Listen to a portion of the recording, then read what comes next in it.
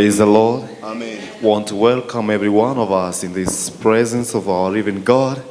We want to thank Him for giving us the opportunity to be in His presence. Let's begin our service in our modern prayer service, page number 2, Article 1. The Lord be with you. And also with you.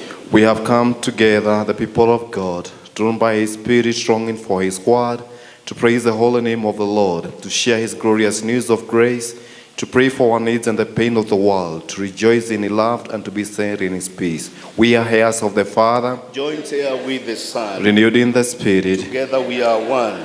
To act justly and to love mercy and to walk humbly with the Lord.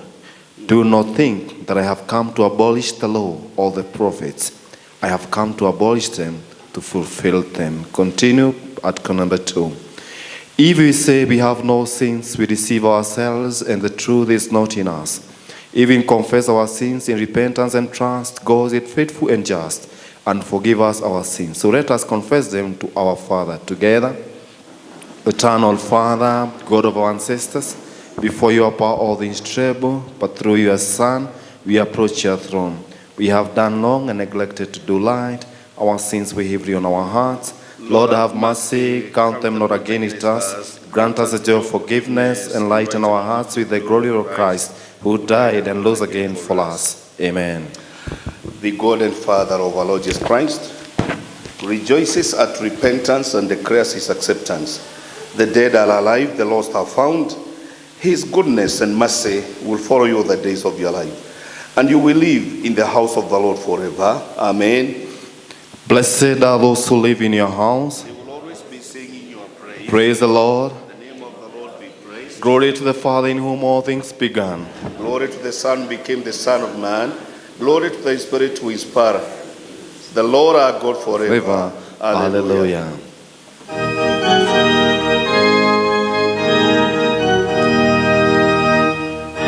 Enter His gates with thanksgiving in my heart. I will enter His courts with praise. I will say this is the day that the Lord has made. I will rejoice, for He has made me glad. He has made me glad. He has made me glad. Oh, I will rejoice, for He has made me glad. Oh, He has made me glad. He has made me glad. I will rejoice, for He has made me glad. The psalm of the day is Psalm 40. I waited patiently for the Lord, and He inclined to me and heard my cry. He also brought me up out of horrible pit, out of the miry clay, and set my feet upon a rock, and established my steps. He has put a new song in my mouth, praise to our God. Many will see it and fear, and I will trust in the Lord. Blessed is the man who makes the Lord his trust, and does not respect the proud, nor such as turn aside to lies. Many, O Lord, my God, are your wonderful works, which you have done, and your thoughts towards us cannot be recounted to you in order. If I would declare and speak of them, they are more than can be numbered. Sacrifice and offering you did not desire. My ears you have opened. Burnt offering and sin offering you did not require. Then I said, behold, I come. In the scroll of the book it is written of me, I delight to do your will, O my God, and your law is within my heart. I have proclaimed the good news of righteousness in the great assembly. Indeed, I do not restrain my lips, O Lord, you yourself know.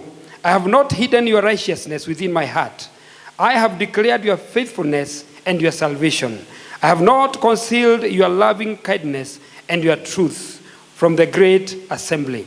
Do not withhold your tender mercies from me, O Lord. Let your loving kindness and your truth continually preserve me, for innumerable evils have surrounded me. My iniquities have overtaken me, so that I'm not able to look up. They are more than the hairs of my head. Therefore, my heart fails me. Be pleased, O Lord, to deliver me. O Lord, make haste to help me.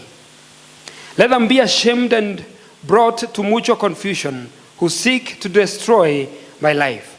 Let them be driven backward and brought to dishonor who wish me evil. Let them be confounded because of their shame, who say to me, aha, aha.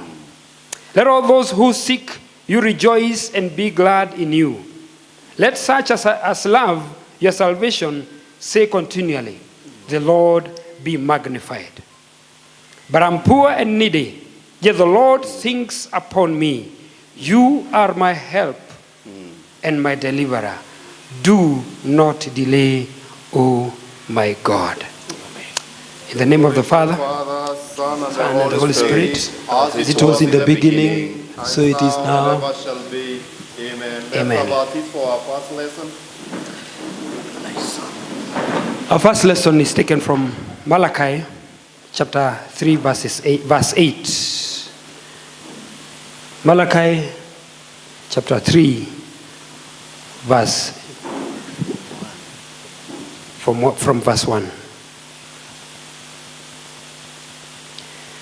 I will send my messenger who will prepare the way before me. Then suddenly you are seeking will come to his temple. The messenger of the covenant whom you desire will come, says the Lord Almighty. But who can endure the day of his coming? Who can stand when he happens? He will be like a refiner's fire or a loader's soap. He will sit at a refiner and purifier of silver. He will purify the Levites and refine them like gold and silver. Then the Lord will have men who will bring offerings in righteousness, and the offerings of Judah and Jerusalem will be acceptable to the Lord, as in the days gone by, as in former years. So I will come to put you on trial. I'll be quick to testify against sorcerers, adulterers, and perjurers, against those who defraud laborers of their wages, who oppress the widows and the fatherless, and deprive the foreigners among you of justice. But do not fear me, says the Lord Almighty. I am the Lord, I do not change. So you, the descendants of Jacob, are not destroyed. Ever since the time of your ancestors, you have turned away from my decrees and have not kept them. Return to me, and I will return to you, says the Lord Almighty. But you ask, how are we to return? Will a mere mortal rob God? Yet you rob me.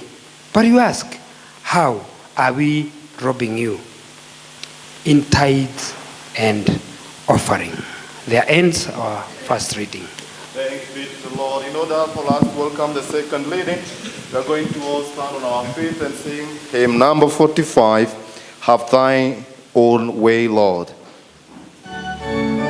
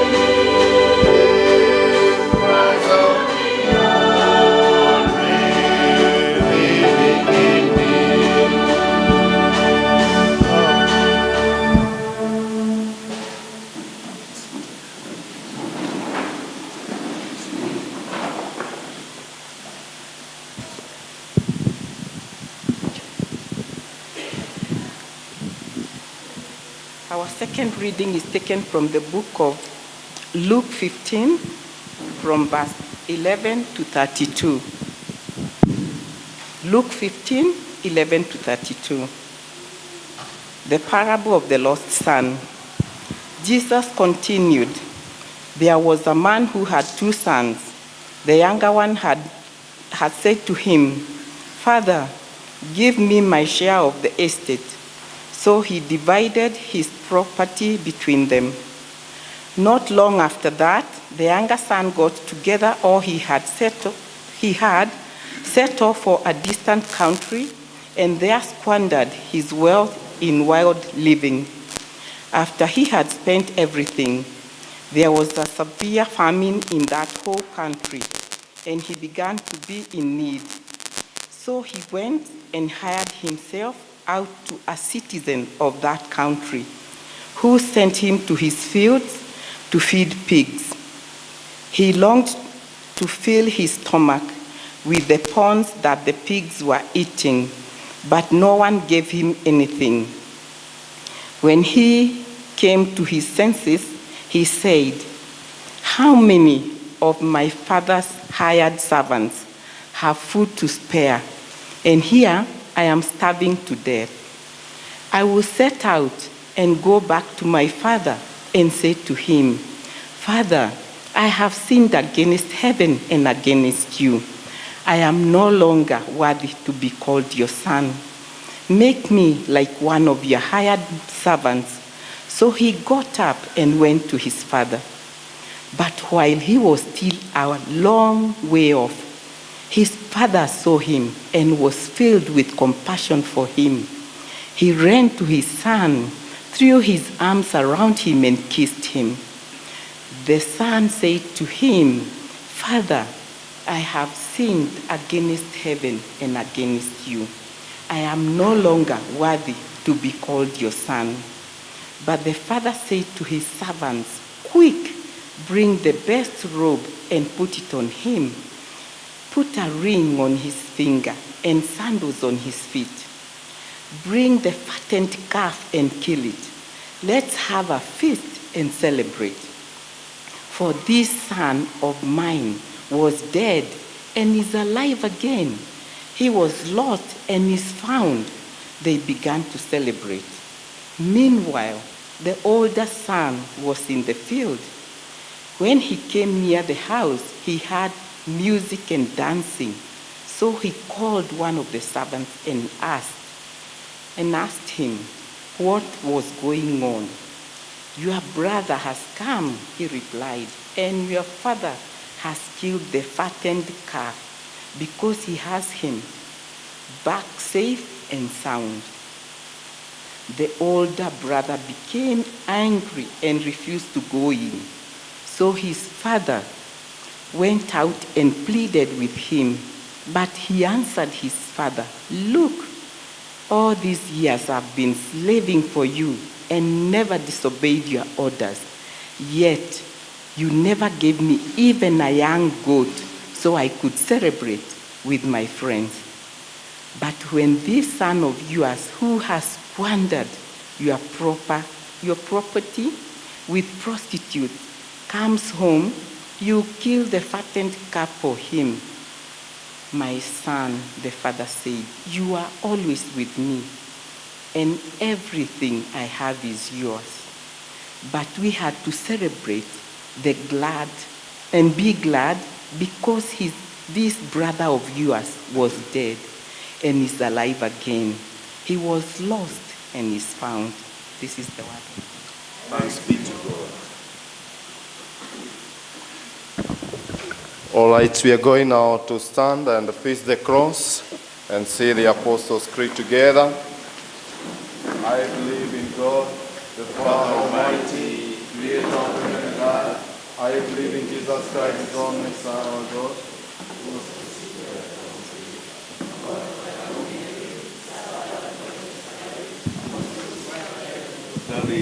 Said it the day. On that day he rose again. He ascended into heaven, and is seated at the right hand of the Father. He who come to judge the living and the dead. I believe in the Holy Spirit, the Holy Catholic Church, the communion of saints, the forgiveness of sins, the resurrection of the body, and the life everlasting. Amen. The Lord be with you. And also with you. Let us pray as we sit down.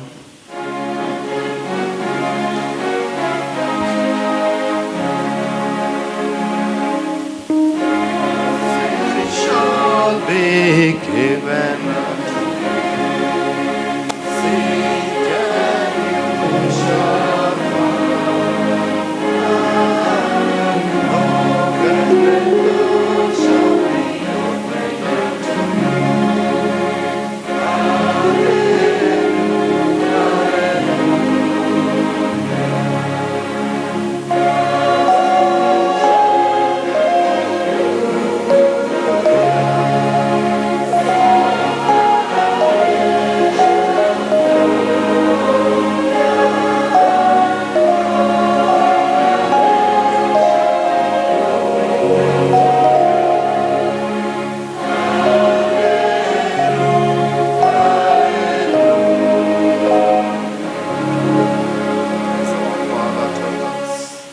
As our Father taught us, we are about to pray. Our Father in heaven, hallowed be your name. Your kingdom come, your will be done on us in heaven.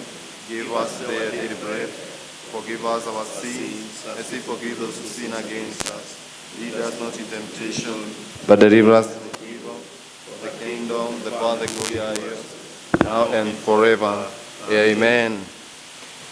Lord, show us your mercy, O Lord. And grant us your salvation. O Lord, guide our president. Give him your wisdom and justice. May your ministers serve you faithfully. And your Lord people joyful. In the valley of the shadow of death, Protect us with your Lord and staff. like trees planted by the waterside, Grant us the fruit of your spirit. send us out as the salt of the earth. And as the right of the world. May the earth be filled with your glory. As the water covers the sea. The collect of the day is the third Sunday of Lent. Almighty God, Father of our Lord Jesus Christ, you know our thoughts even before we speak them out, for there is no secret we can hide from you. Grant us wisdom to know your will for us, courage to stand for what is true, and patience to endure to the end, through your Son, Jesus Christ, our Lord. Amen.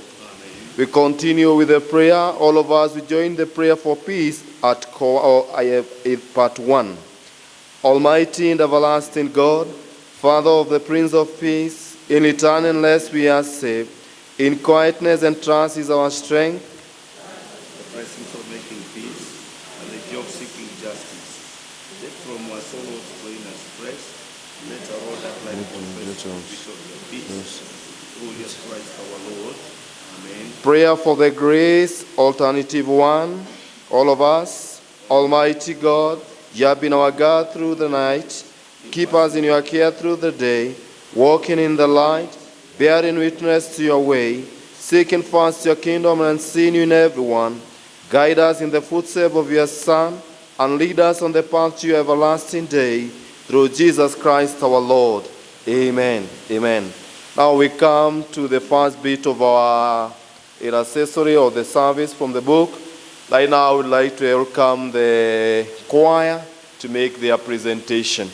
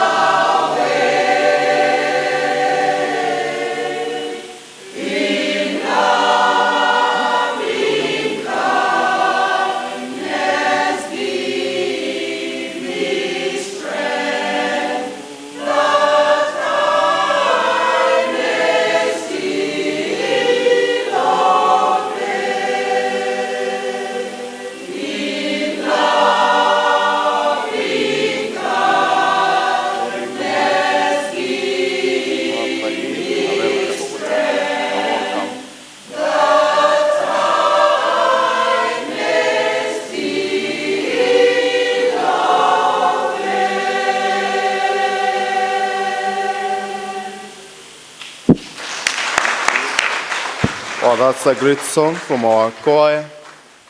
Then I would like to invite our praise and worship to take us to the next level of our service. Praise and worship. Let's all stand on our feet as they come.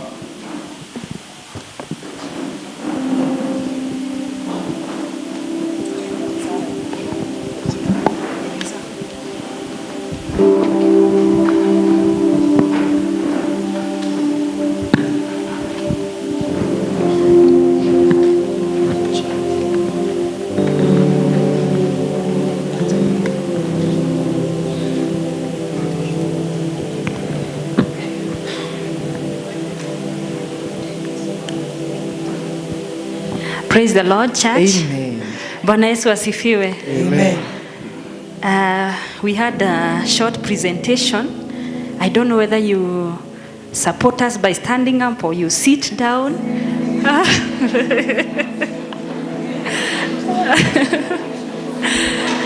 God bless you.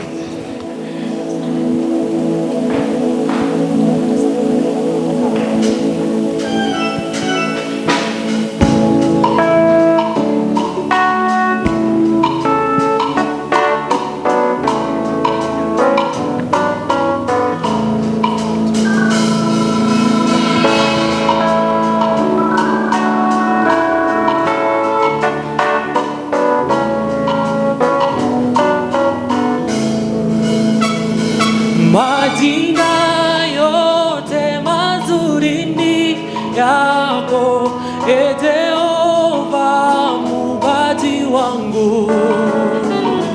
Nikupe jina gani, kwani kila la kiheri ni upekee wako. Majina yote mazuri ni yako, e Jehova Muumbaji wangu. Nikupe jina gani, kwani kila la kiheri ni upekee wako. Majina yote mazuri ni yako, e Jehova Muumbaji wangu. Nikupe jina gani, kwani kila la kiheri ni upekee wako. Majina yote mazuri ni yako, e Jehova Muumbaji wangu. Nikupe jina gani, kwani kila la kiheri ni upekee wako. Majina yote mazuri ni yako, e Jehova Muumbaji wangu. Nikupe jina gani, kwani kila la kiheri ni upekee wako. Umeniponya na kuita Jehova Rafa, Mungu mponyaji wangu. Umeniokoa na kuita Mwokozi, Bwana Mungu wa wokovu wangu. Umenipigania na kuita Jehova nisi, bendera ya ushindi wangu. Umeniponya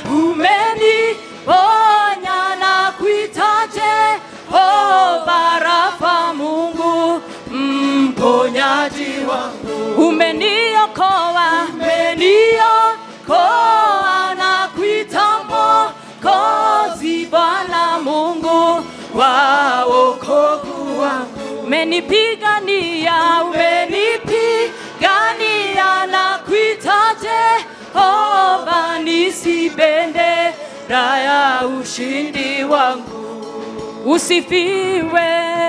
Usifiwe ewe Bwana, Muumba wangu na nuru yangu. wema wako wanijaza moyo. Wewe ndiwe mchungaji wangu, tena kiongozi wa maisha yangu. Anitazama kama mboni, jicho lako usifiwe, ewe Bwana Muumba wangu na nuru yangu. Wema wako wanijaza moyo. Wewe ndiwe mchungaji wangu, tena kiongozi wa maisha yangu. Anitazama kama mboni, jicho lako. Chezea Yesu, pigia Yesu makofi namna hii. Hallelujah. Oh, majina yote mazuri ni yako, e Jehova Muumbaji wangu. Nikupe jina gani, kwani kila la kiheri ni upekee wako.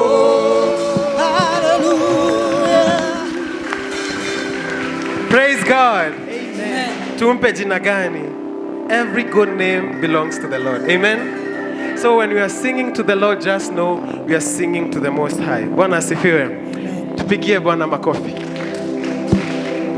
Pigia Bwana makofi. Makofi ya juu. Tunampa heshima. Hey. Chezea Bwana.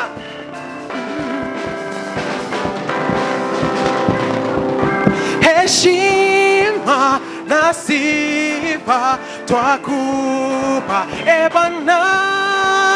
Heshima na sifa pokea milele. Heshima na sifa twakupa, e Bwana. Heshima, oh Bwana, twakupa. Oh, heshima na sifa twakupa, e Bwana. Oh, heshima na sifa pokea milele. Fanya hivi, ekagua, fanya hivi, chezea Bwana. Dance for the Lord. Tenda hivi, tenda hivi, tenda hivi, tenda hivi. Heshima na sifa twakupa, e Bwana. Heshima na sifa pokea milele. Heshima, oh, twakupa. Oh, heshima, oh Bwana, pokea. Oh, heshima, Bwana, twakupa. Oh, heshima, Bwana, pokea milele. Tende, piga makofi. Piga makofi. Makofi. Upande huu. Upande huu.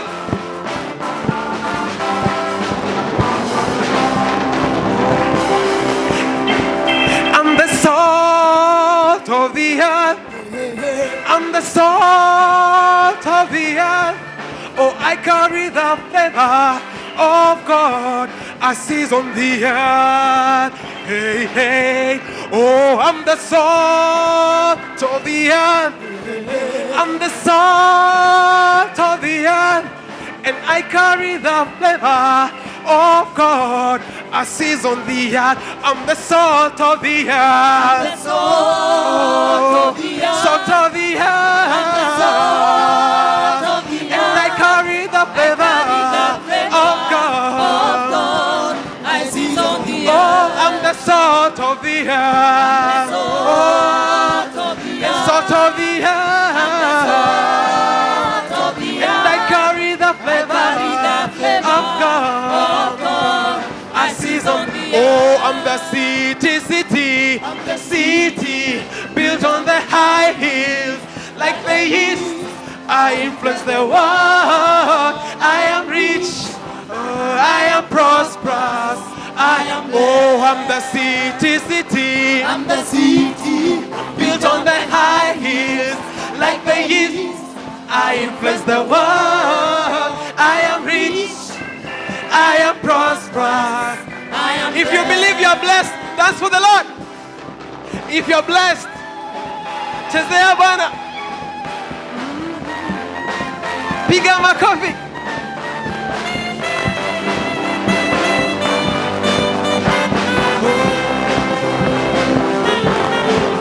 I'm the salt of the earth. I'm the salt of the earth. And I carry the flavor of God. I season the earth. I'm the salt of the earth. The salt of the earth. And salt of the earth. And I carry the flavor of God. I season the earth. I'm the salt of the earth. I'm the salt of the earth. And salt of the earth. And I carry the flavor of God. I season the earth. Chezea Bwana. Tenda hivi. Tenda hivi. Tenda hivi. Tenda hivi. Kushoto. Kulia. Kushoto. Kulia. Kushoto. Kulia. Ametenda mema. Tenda. Ametenda mema huyu Bwana, ndiyo maana mimi ninampa sifa. Ametenda mema oh Bwana, huyu Yesu, ndiyo maana mimi nampa sifa. oh ametenda mema huyu Bwana, ndiyo maana mimi ninampa sifa. Ametenda mema oh Bwana, huyu Yesu, ndiyo maana mimi nampa sifa. ametenda mema maishani mwangu, ndiyo maana mimi ninampa sifa. Ametenda mema oh Bwana, huyu Yesu, ndiyo maana mimi nampa sifa. oh ametenda mema kanisani mwetu, ndiyo maana sisi tunampa sifa. oh Bwana, ndiyo maana sisi fanya hivi, fanya hivi, fanya hivi, move your shoulders, dance the Lord. Ametenda mema.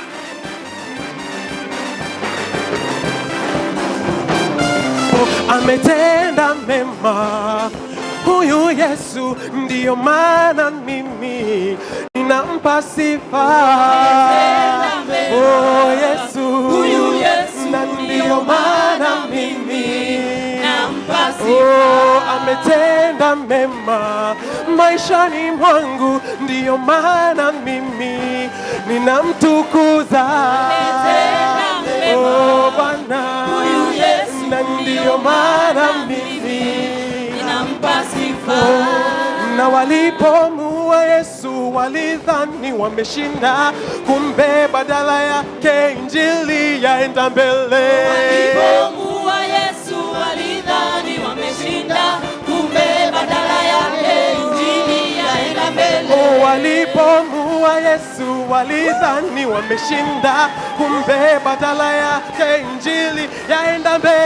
Walipomuua Yesu walidhani wameshinda, kumbe badala yake injili yaenda Oh, mbele. injili yaenda mbele, injili yaenda mbele, kumbe badala yake injili yaenda mbele. Injili yaenda mbele. Injili yaenda mbele, kumbe badala yake Injili yaenda twende mbele, twende mbele, twende mbele, twende mbele, twende mbele.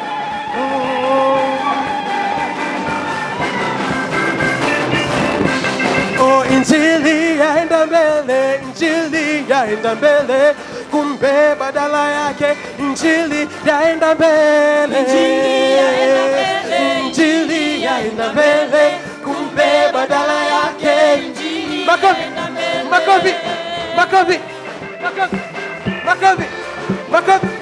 Makofi. Oh, injili yaenda mbele, injili yaenda mbele, kumbe badala yake injili yaenda mbele.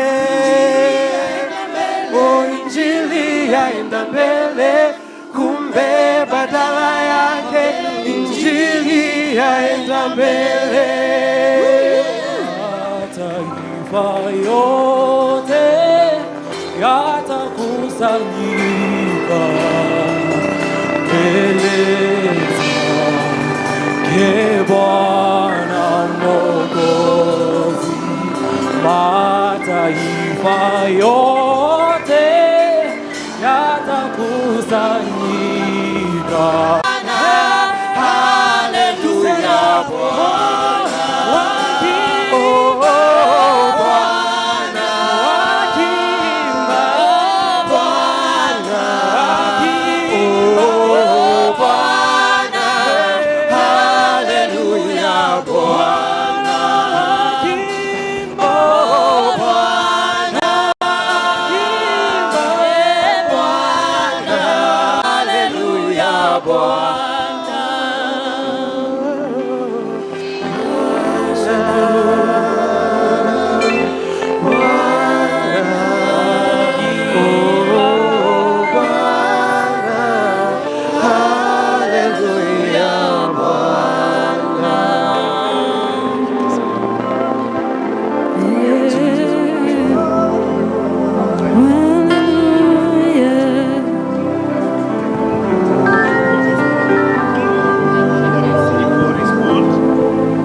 Almighty Heaven Father, indeed we are so grateful for this morning. Tunaliinua jina lako tukikiri kwamba wewe ndiye Mungu wetu. Twanyenyekea mbele zako asubuhi hii njema, tukiona jinsi Mungu umetutendea kila mmoja wetu. Yes. Kutupa uhai na kutupa siku kama hii tukusanyike mahali hapa. Inahidhirisha upendo wako juu ya kila mmoja wetu. Lord, we are so grateful indeed. How much we appreciate your presence in us this morning. That there is no other God like you, who is so much concerned about each one of us. Mungu ambaye unatujua, Mungu ambaye unatujali, Mungu ambaye kweli upendo wako ni wa ukweli juu ya kila mmoja wetu. Twaleta shida zote zetu mbele zako asubuhi njema, because God, you know each one of us. You know what we are going through. You know all our struggles. You know all our concern. And no wonder, Lord, we bring them to you, because you are able to carry all our concern. Father, we pray for our families. We pray that you remember them in a very special way. Remember those who may be sick in our midst. Extend your healing hand upon us, O Lord, this morning, and touch us and heal us, O God. Remember our financial struggles during these hard economical times. But because you are our God, our provider, when we gairo to provide, you are able to make way even in the desert. You are able to create opportunity and new grounds for us to operate, even when things seem to be so hard. We bring all our businesses to you. We bring the things that we do and add values in our life. Revive them once again. Lord, we thank you because we know indeed you are going to do a new thing. You are going to surprise us with new opportunity, grounds to operate within. Father, we thank you. Remember our parents, remember our children, remember everybody that we are concerned about us. More than hear the prayer of your people this morning as they say and as they tell you the things that they have in their lives this morning. Father, I pray that you may come for them. Come for them, oh God, because you are Jehovah who makes way for us. You are Jehovah Rapha who heals us. You are Jehovah Nisi, the Lord our banner. Come, Lord, this morning, minister to your people. Meet them, each one of them, at their very point of needs. We thank you, Lord, and we bless you. Thank you, Lord, for this nation. Continue to do great things in this nation. We are a nation that fears you. Lord, come and bless our nation. We are still waiting for rains. Thank you for the places that have received rains. we are still expectant that, Lord, you are going to give us sufficient rain, and the drought and the struggles we have will come to an end. Come for us, Lord, and make way for us this morning. Bless this family of all saints in the name of God the Father, Son, and of the Holy Spirit. Amen. Amen. Let's appreciate our praise and worship team. For the good job that they have done. We are all going to stand on our feet so that we may bring our tithe, our thanksgiving and first fruits by singing hymn number 249, Just As I Am. Let's all stand on our feet.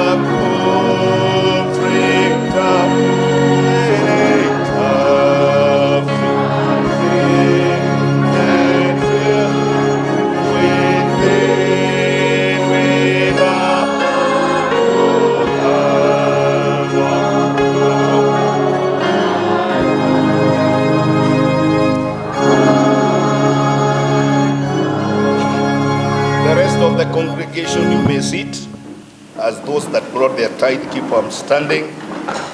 Almighty God, we thank you for an opportunity to be here just the way we've come. Thank you for these that are standing today, this morning in this church, bringing their tithe in this altar this morning, as you have commanded us through your word, that we try you and we shall see you how you will bless us. And because these people are obedient to the same, Father, thank you for their heart of serving you, a heart for the ministry. Lord, how I pray that you will continue to multiply that which has been left with them, that it will grow and they will never lack, in order for them to always be thankful and cheerful when they bring their tithe. Remember them in a special way, and may your favor and mercy be their portion this morning, and your blessings be with them. For this is our prayer this morning, in the name of God the Father, Son, and of the Holy Spirit. Amen. We thank God once again for yet having given us an opportunity to be in his presence. Bwana Yesu asifiwe. Ngai ni mwega na hĩndĩ ciothe. We really thank God that he has given us a whole week since we were here on Sunday, and again making it possible for us to congregate here as a family of all saints and have a very nice service and be blessed through the service of today. So once again, feel most welcome, all of you. I don't know whether we have anybody visiting with us today. Kuna mtu ambaye ametutembelea siku ya leo. Angalia uminge umuulize neighbor, are you the same person always I see here? You know, now you just need, oh yes, your neighbor. If you see he is all, I think your neighbor is the same person. Hakuna mgeni umemuona, basi, oh, there is somebody there. Can you stand and greet us? Karibu sana. Karibu. Tusalimie, tunawapenda wageni. Karibu.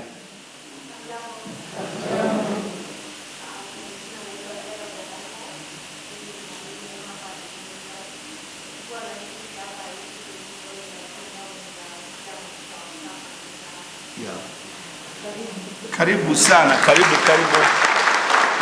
Welcome so much indeed. Feel most welcomed into our service.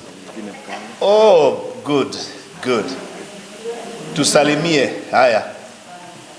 Asifiwe Mwokozi.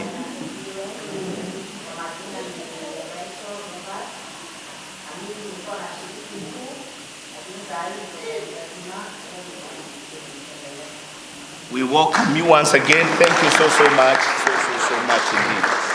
I think in order for us to have sufficient time to hear the word of God, I will pause there because I've done the part of welcome. The rest will be done as we progress on because we will, oh, there was a dancing youth team. Mwekwo, our dancing team, kujeni haraka sana. You are my friends. Okay, together, come so that we also enjoy that part before we prepare to hear the word of God, which I'm also waiting to hear. Na mje na mujipange haraka. Sisi ni watu wa All Saints. Hata mnatebeanga kama watu wa All Saints. So fine, come quickly so that you do a presentation. Hata sisi tulikuwa young.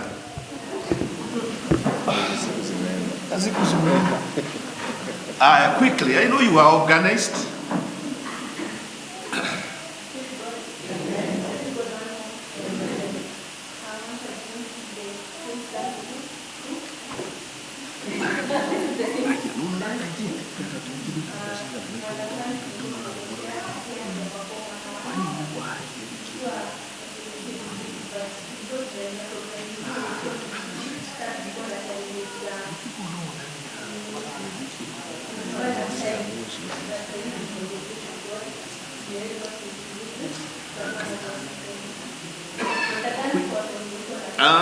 Proceed with the dancing. Time is not for us.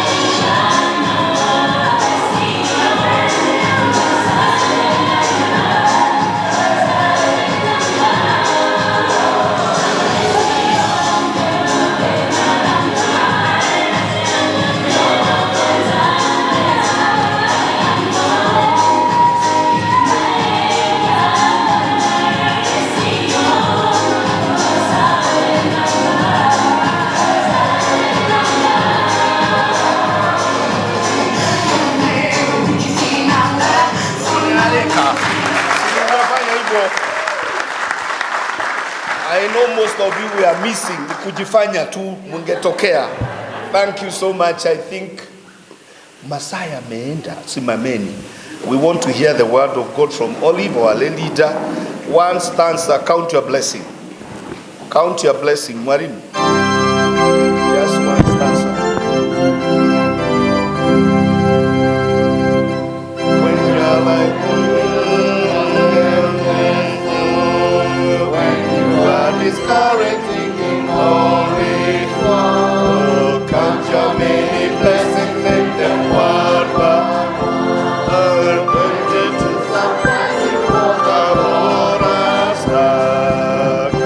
Count your blessings, one by one. Count your blessings, count your in them one.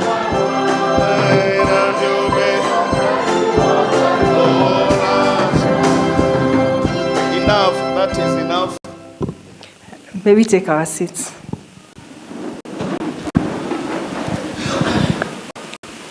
Everlasting Father, we are before you this morning.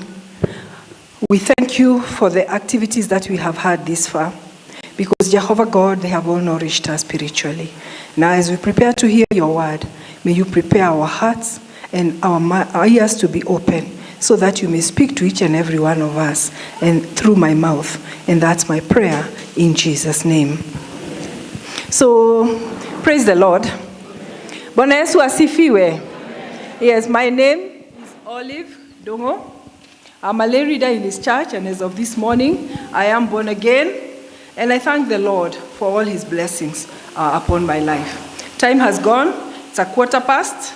So I'm hoping I'll take about 10 minutes so that we take care of the programs. I know the people of ACK Kamonde, we are time conscious, and I want to respect that. I want to concentrate more on our reading from Luke chapter 15, starting from verses 11 to 32. This is the time of Lent. It is the time when we are remembering the great sacrifice that was given to us at the cross of Calvary. This is the time when we remember that God gave his all. He had nothing else to give apart from his Son for the redemption of mankind.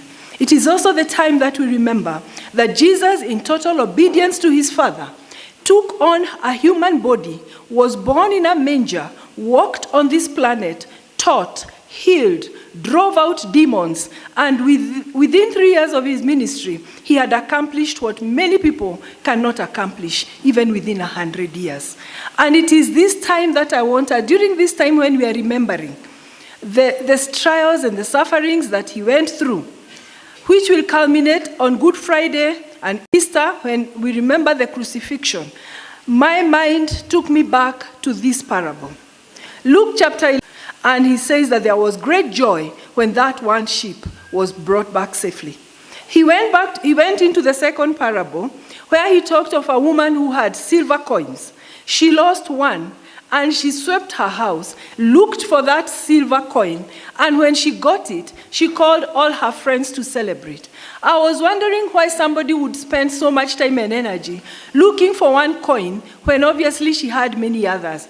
In the interest of time, I'll not tell you, but you can research for yourselves that these coins had a lot of symbolic meaning for the Jewish women. When you got married, they were part of your gift, whatever. So for you to lose one, it meant a lot. So when she found the one, it meant a lot to her. And that's why she called her friends to come and celebrate, because of the symbolic value that those coins had.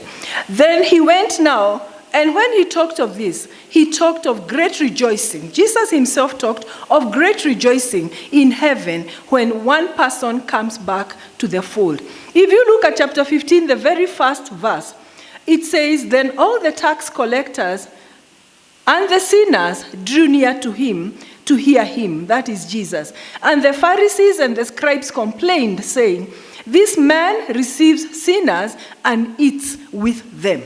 So these people were complaining because Jesus was comfortable with tax collectors. He was comfortable with sinners, and he was eating with them. Even Matthew himself was one tax collector. And therefore, when Jesus, who can read our hearts and our minds, knew what they were saying and thinking, he gave them these 3 parables. So when I'm looking at them, I want us to look at it very simply, that today we may either be in the group of the scribes and the Pharisees, or we may be in the group of the prodigal, of this one who is lost. And that is where we come now into the 3rd parable. And that is the parable of the prodigal son. The son who was born into the family. So when you look at it that way, you realize that we are not talking of those who are not in the household of faith. Here, we may later on, but we are looking at not Muslims and Hindus and what have you, those who have never heard of Christ. We are talking of a son in the house. Alikuwa amezaliwa kwa hiyo boma. Kwa hivyo ni kama sisi venye tuko kwa boma ama kwa familia ya Kristo. 2 of them. Mmoja akachukua miguu yake akaondoka. Mwingine akabaki. That was my understanding. Let us look at what I saw of it. So when we look at the case of the older son, we see a person who is obedient, law-abiding, and one who did what the father's will was. He did not disobey the father.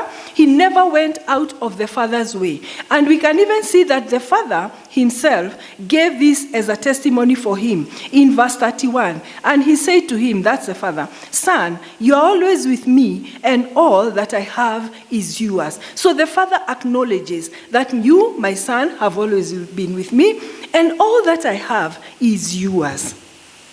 But the younger son decided to leave the father's household.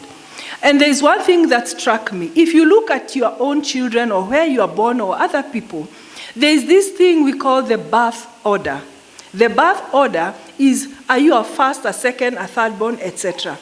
How do last borns behave? How do first borns typically behave? If you are a first girl and there is a second girl after you, how does this second girl behave? If there is an older boy and a younger boy, how does this younger boy behave? Again, I'm going to cut out that one. We call it the birth order, and it influences, according to psychologists, it influences the way we think, behave, act, and so on and so forth. So to me, the younger son was behaving in a typical way that the younger child normally behaves. Idoba in our Kikuyu language. There is a certain way that they behave. They are more adventurous. They are more ready to break the rules. They are more ready to try out new things.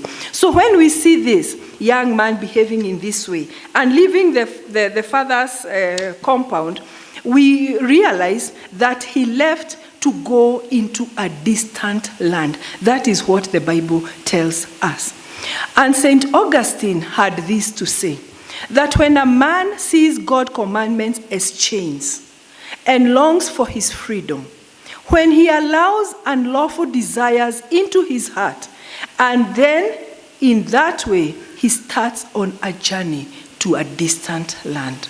When you as a human being start to look upon the laws of God, not as guiding you, but as chains that are preventing you from enjoying your life, then you have started on the journey towards a distant land. You always feel that you'll be freer, that you'll be happier if you are free from the laws of the Father, from the laws of the home where you were born. All of us, and I want to believe that's the case, we have laws that we obey as children in that home. My mother is 81 years old, but when my mother talks, even my husband sits and listens, because she is that authority in her home and over her children. And because he's one of her children, he respects her. Get me? So even in your own homes, I am sure, and I hope that's a situation, when you talk, your children listen. So there is this prodigal who does not want to be told, hapa kwangu hamtaingia saa 5 ya usiku. Hapa kwangu hautaleta hawa na wale. Hapa kwangu msichana wangu hautatoka kama umevaa ni karibu uko uchi.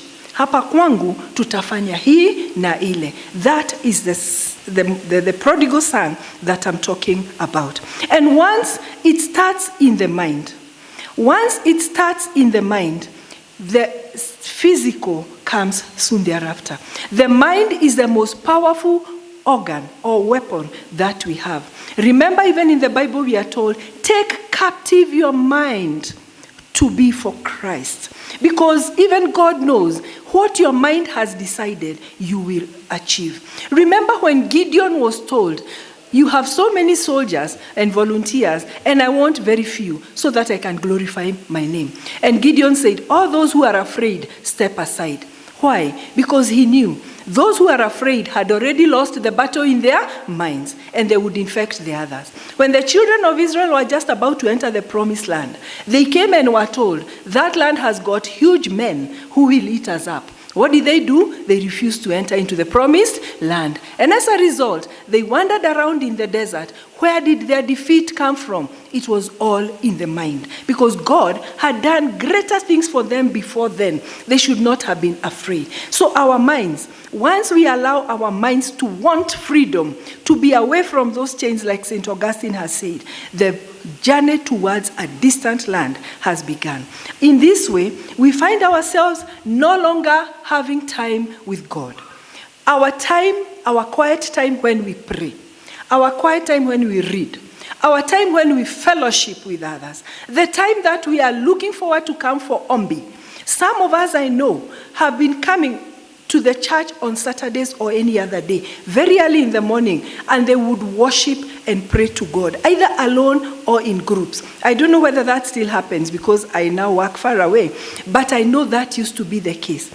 And are you still seeking the Lord in that way? Are you still eager to listen to that radio broadcast that brings the word of God to you? Or has your mind been captured by other things? Fasting when you wake up in the morning. Do you read the word? Do you meditate on the word? Or now has God blessed you and you are no longer having to look for him, and your fingers are now going to your social media posts and the WhatsApps that have come from your business partners and so on and so forth. Many times when we are in trouble, when we are facing trouble, when our children are disobedient and have gone astray, when our spouses are giving us trouble, when our businesses are collapsing and we are almost being... That one. When we are almost at that point, you find that we look for God day, night, and at every other time. If you hear you have a problem, you will definitely look for God. You will kneel. You will be in this church before everybody else. And that is the same thing that happened with the children of Israel. Read the books of 1st and 2nd Kings, 1st and 2nd Chronicles. Read the prophets, Isaiah and Jeremiah and Ezekiel, and you will realize that when the children of Israel had a good time, when there was prosperity, it was easy for them to start worshiping idols. And then God in his anger would bring upon them famine. God would bring them an enemy that would defeat them.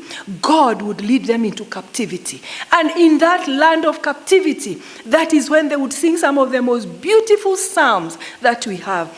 And they would look for God with all that they had. And then he would bring them back. He would restore them because he's faithful. And then over a period of time, they would go back. It seems to have been a cycle. As I was studying them, because we are doing them in BSF, it looked like a cycle. Wanaenda juu, wanajipeleka chini. Wanarudi juu, na wanarudi juu kwa sababu wameenda chini, wamefika kule chini ya valley. And they have seen they have nowhere else to go. So, when your mind is separated from God, when you no longer seek fellowship, when you no longer meet with the people, when it is no longer a pleasure for you to come to the services, when you sit through the service because you are obeying some commandment, I don't know, maybe from society, you want to be seen you're in church, lakini roho yako haiko hapo, then you have already started on your journey to a distant land. God, fortunately or unfortunately, is a gentleman. He respects our wishes. So when you take a walk away from him, like the father in the prodigal son, he allows you to walk away because he did not create us as robots. He created us as people with a free will, so that when we choose to follow him, it is a victory of God over the devil. And in that case, when you move away, he'll allow you, but it is with sadness in his heart. And then when you're in that strange land, you find that this young man, we are told, he gave himself over as a servant to a citizen in that land. You know, you can choose where you want to go. Either God's way or the devil's way. But unfortunately, you don't have the power to choose the consequences. So once you're in that kingdom and you have bound yourself over to Satan, the consequences you get will come in very fast. You will start experiencing spiritual hunger. You will start experiencing people who are misusing you. Remember, this man spent all his money with people who were really not his friends. You will find yourself even losing your health because of some of the activities that you are going to get into. You will get into alcohol abuse, drug abuse, prostitution. We are hearing of LGBTQ. We are hearing the other day of people who are, bestiality, human beings lying with animals, is even in the Bible. Now, we saw it. I even posted it in the ladies' forum, where a man decided to marry his dog. So now we are asking ourselves, this is a person who is in a strange land. If you can descend that low, you're eating pods in a strange land. And then you've given yourself to Satan, you are mingling with swine, he's using you because Satan has no time for you. And that's why we have people raping, that's why we hear of people killing one another. In Kisi the other day we heard of a baby whose eyes were removed. What can you call that? And that is the world in which we are living. And then let us be alert, we who are in the household of faith. We don't just wake up one day and walk away into a distant land. It comes slowly by slowly. When I was in Sunday school, we were taught a song that says, Shaitani yokaga, kahora, kahora. Mwadhani good. That captures it all, isn't it? Kahora, kahora. Pole, kwa pole.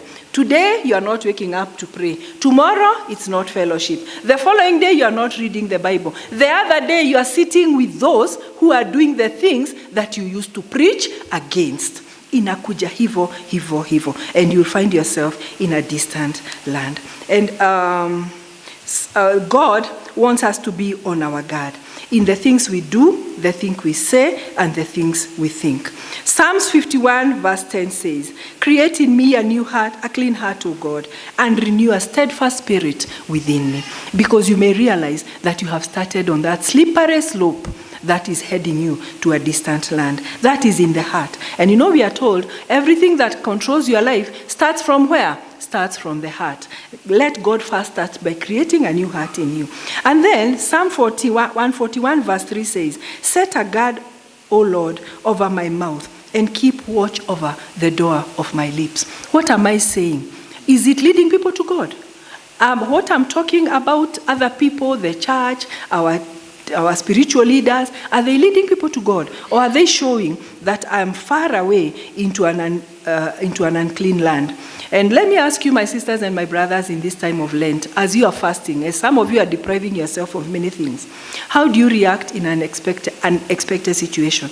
When somebody you are driving on the road cuts in front of you, when Anduthi comes, shua, and you are about to hit him, when your child does something crazy, that reaction is what is in your heart. Let the Lord create in us a new heart, so that every word that comes from our mouth will be the one that will praise the Lord. And when you have reached that land, when you are eating the food with the pigs, you have only one choice. Just like with the children of Israel, you are supposed to stop where you are. And the Bible says, he came to his senses. I'm begging you, come to your senses. Before you find yourself stealing in order to sustain a drug habit. Before you find yourself doing things you would never have thought possible, because the devil is a cruel master. Stop, come to your senses, and head back to the Father. And at this time, as we look to the Lord, remember, the Father in the parable represents our Father and our God. And the Bible says, when the child was coming back to the father saw him from afar. So he had very good eyesight, unlike mine. He saw him from very far off. And what did the father do? He started running towards his child. The minute you stop and say, I know I have been abusing drugs, I know I have been in an unfaithful relationship, I have been stealing from my employer, I have been gossiping, I have been spoiling other people's names. When you do all those things, and you stop and say, Father, I want to stop.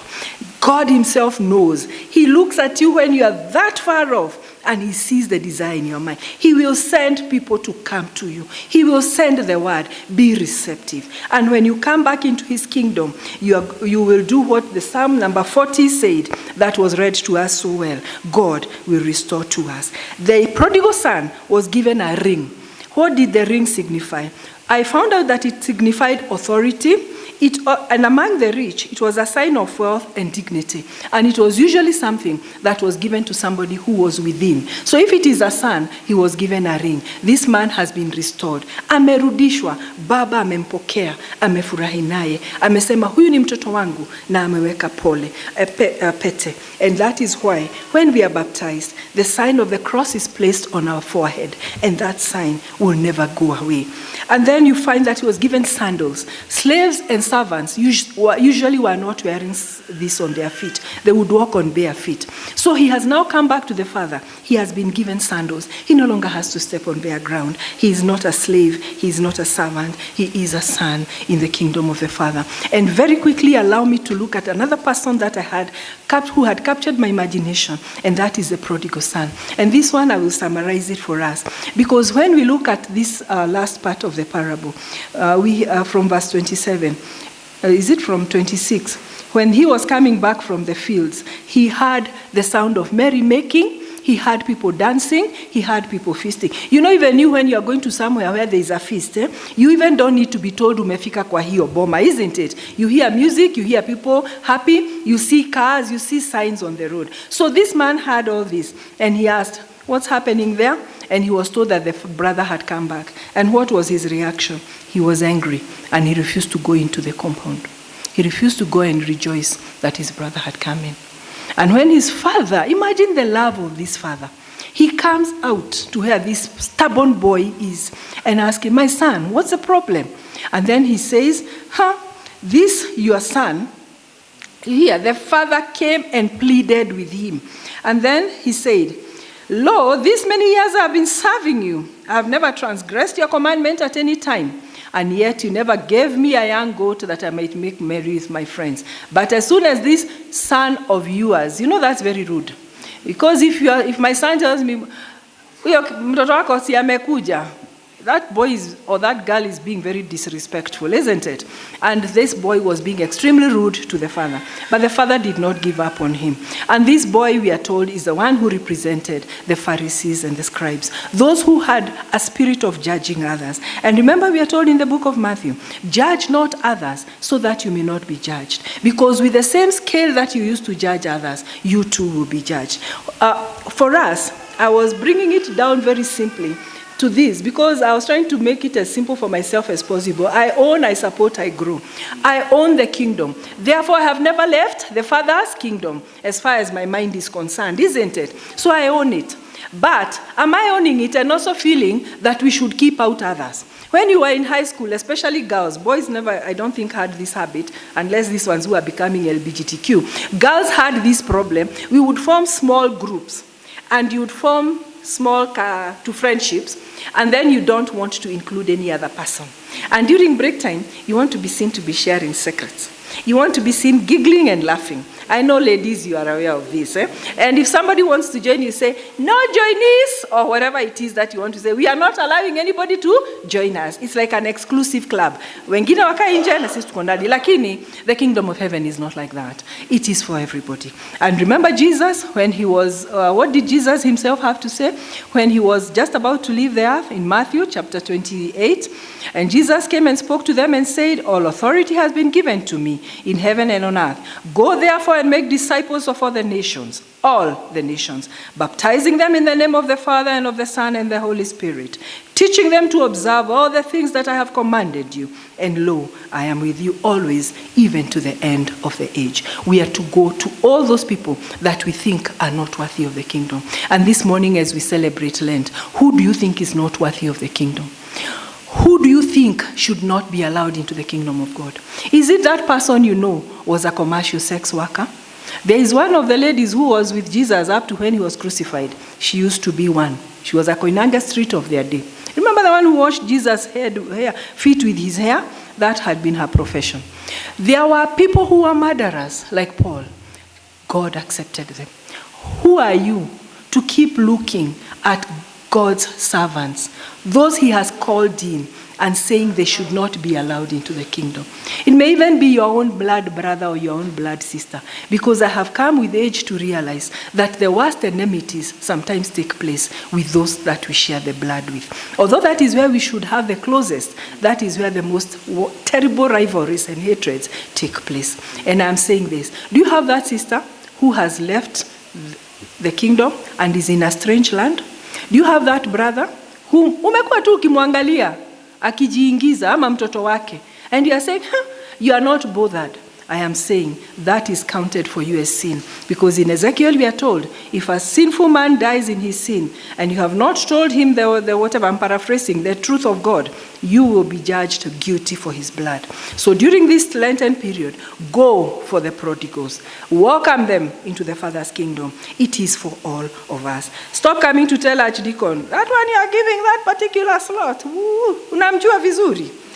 God knows the person. We are told, God, before he created me, he knew me and he had my mission. And my past does not matter. What matters is my future, because my future is in the hands of God.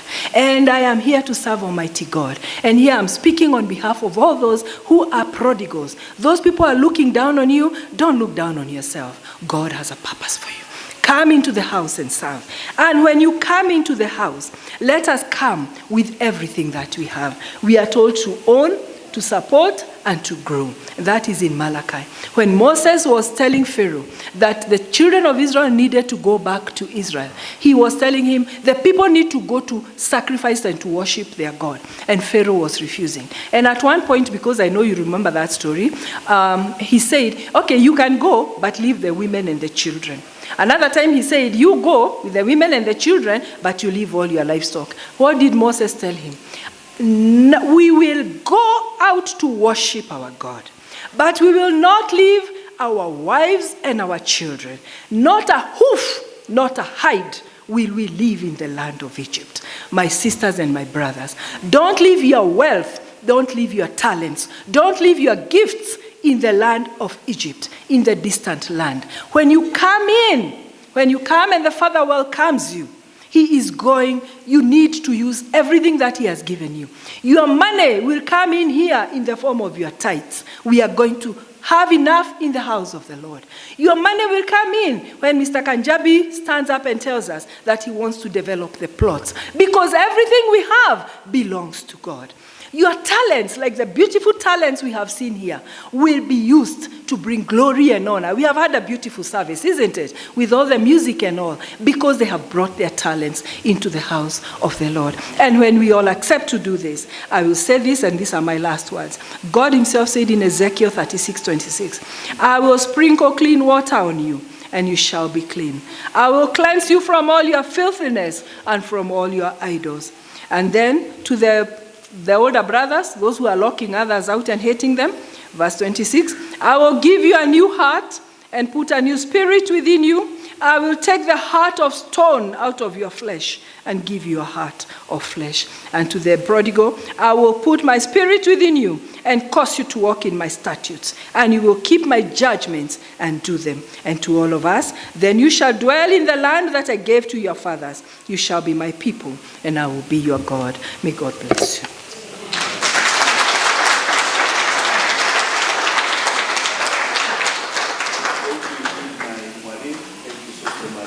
That's why I was saying we needed adequate time to hear the word of God. Where else would you get such preaching apart from Boston's church?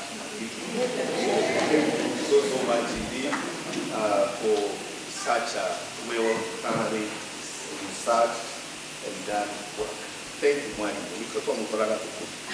Thank you so much indeed. Time has really gone. We will stand and do our offering as we do. How I love, okay? Can we start so that we move to the other part now?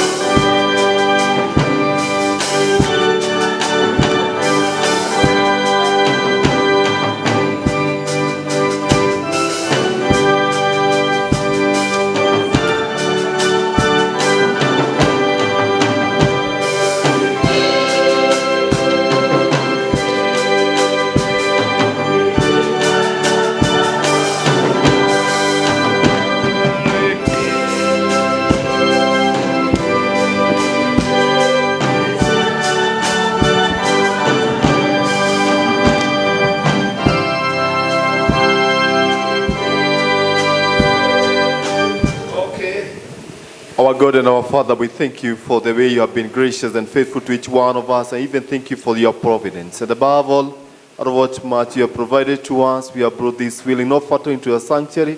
It's called we put in your hands, O God, that you may set it apart and aside for your service, our God and our Father. For the sake of all of us, may your blessings continue to follow us in the name of God the Father, the Son, and the Holy Spirit.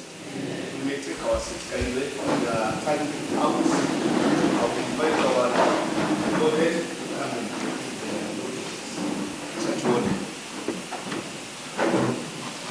Mercy. Ukatoe. Yeah.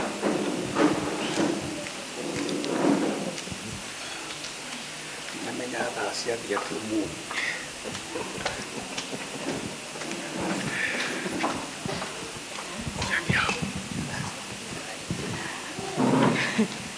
Good morning, church.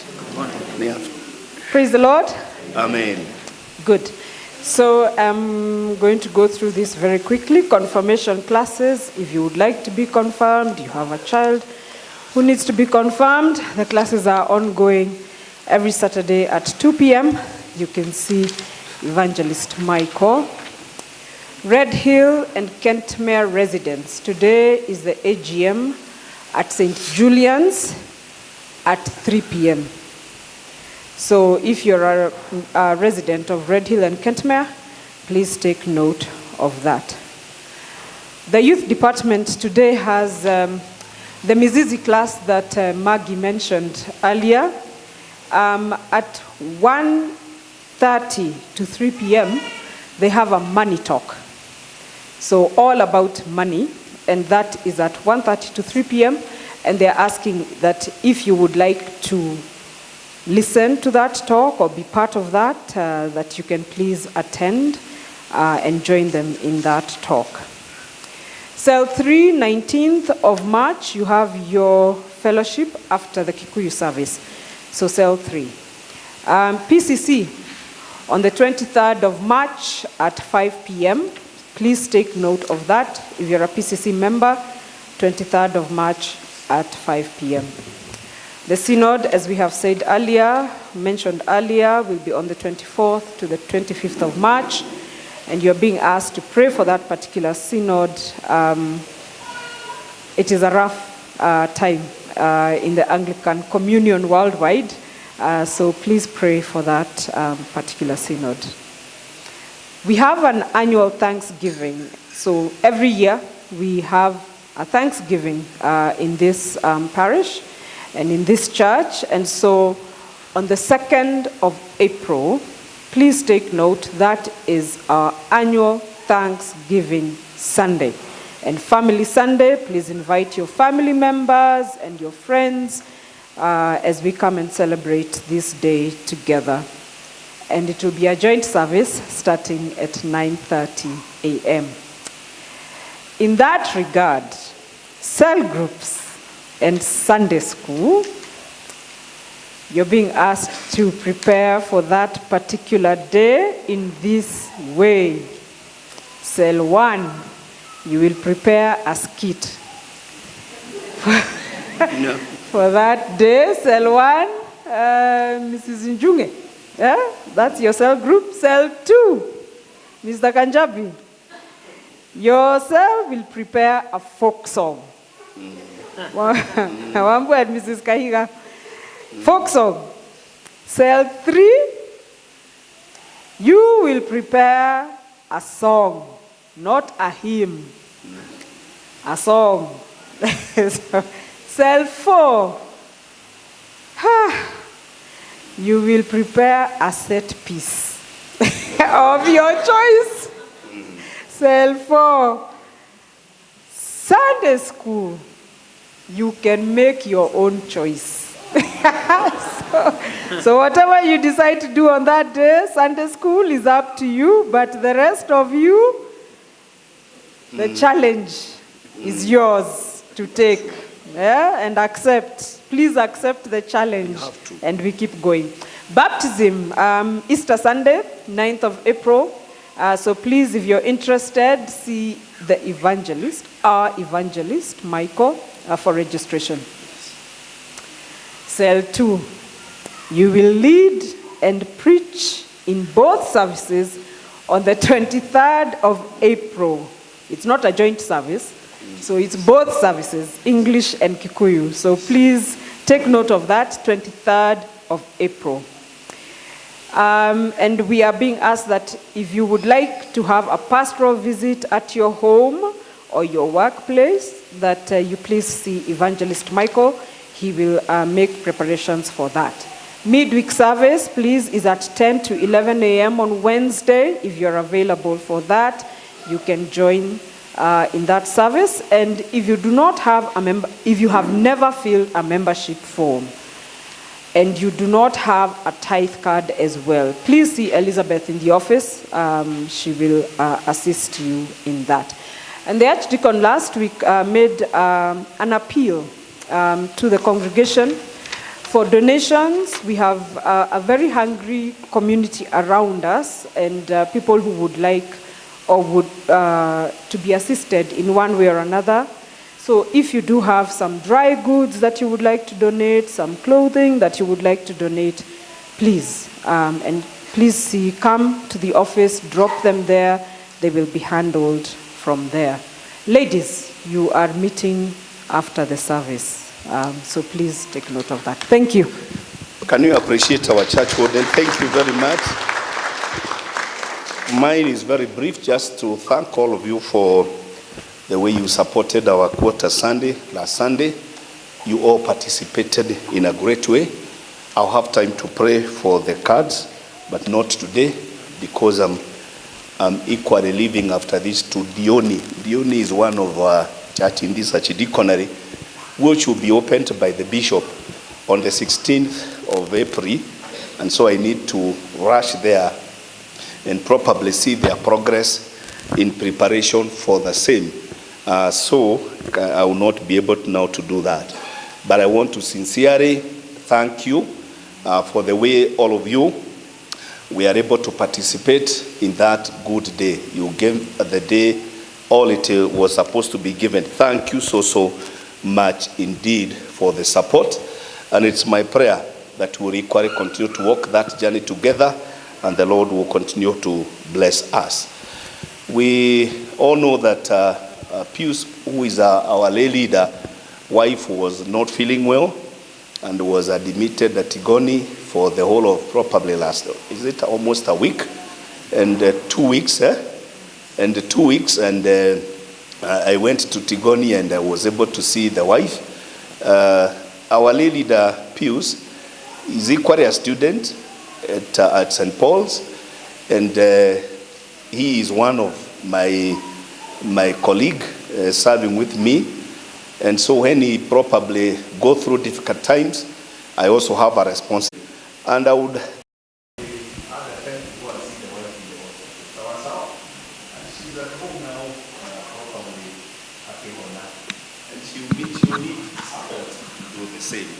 kindly, we all understand. If you have got anything that you would want to support our evangelist, our lay leader, kindly come. Korowina kedu ogeda tukomuikiriria. Thank you. If you are there and you just feel you have got something small, it's open. Just come and okedo kenini kirogra ugire nija mu right da na dina hota gweka ogwo en ho ale archdeacon taida wadu. This is just the prayer from the archdeacon, because newe galimwe todo kwe otugata tuthiaga ni odo awedo titoro antwena ido, but we feel we need to support. Thank you very much indeed for thank you muno we my friend wewe ukuona, asanteni sana. Thank you so much indeed kwa sababu ya kutembea na ndugu yetu dewega muno junge. Thank you so much indeed. Gayamurathime. I'm very happy to see the response. May God bless you. Greeting from the bishop. Yesterday he surprised me. He went to see my mother in Kangemi. So alinipigia simu akiwa nyumbani to see my mother who is ailing. God bless you so much indeed. Thank you once again.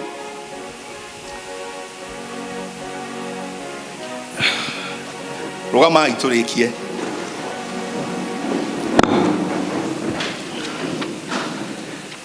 Father, we thank you for the service we've had.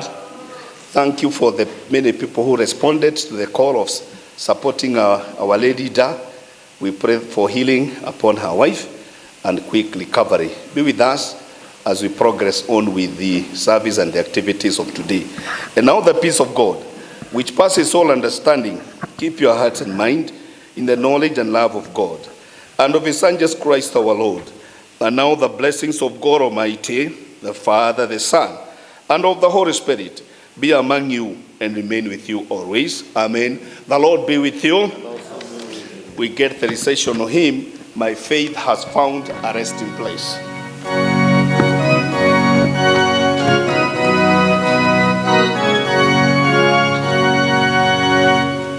My faith has found a resting, nor in a form of grace.